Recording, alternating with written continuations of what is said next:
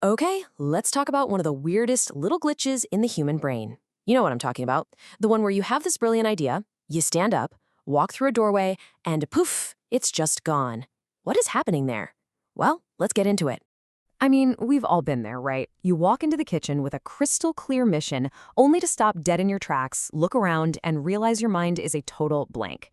It feels ridiculous, but it turns out there's a really fascinating scientific reason for it. So let's just walk through this super familiar scenario. We're going to call it the blank mind moment.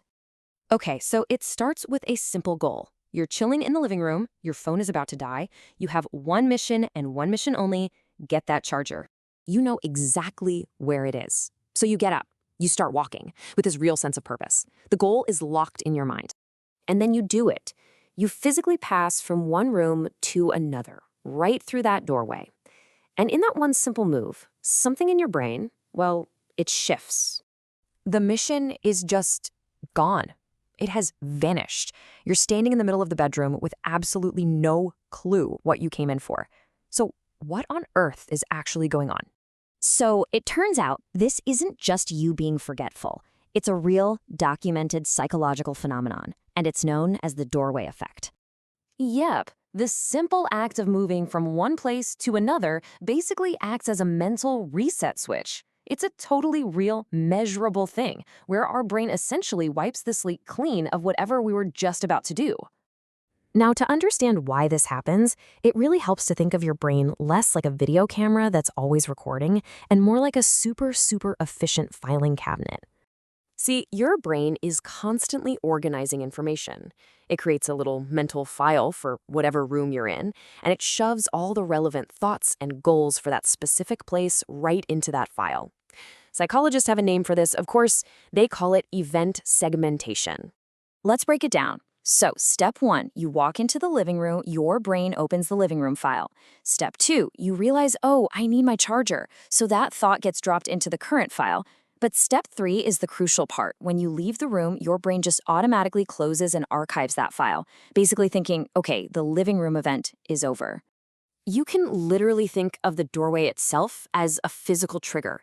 It's like a mental reset button that your brain just can't help but press. And here's where the problem comes in.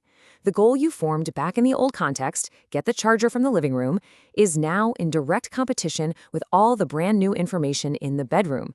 Your brain is suddenly busy processing new sights, new sounds, and the old intention just gets lost in the shuffle.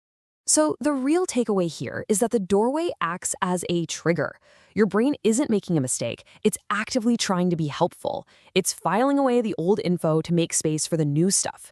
It's clearing the deck for what's happening right here, right now. At the end of the day, it all comes down to bandwidth. Our working memory, which is kind of like our brain's temporary sticky note, it can only hold so much information at once. And it is hardwired to prioritize what's directly in front of you. That thought about the charger from back there just gets pushed out to make room for what's right here.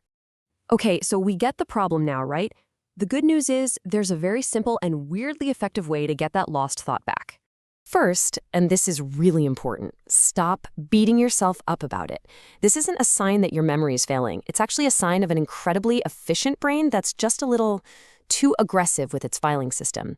You could even say it's a feature, not a bug. So what's the big solution? It's so simple, it's almost funny. Just go back.